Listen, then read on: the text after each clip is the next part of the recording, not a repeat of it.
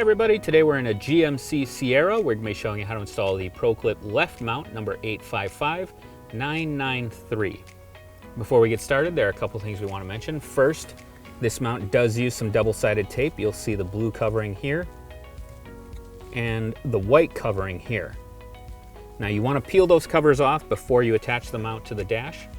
And that tape is designed so that if you ever have to remove the mount, it's not going to leave any marks or residue behind.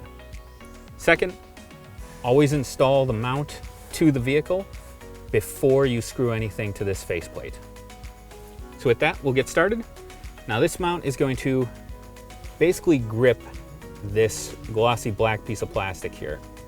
And it's going to do it on this side, right on the edge where it goes inside to meet the vent louvers. And then it's just going to grip the opposite side over here.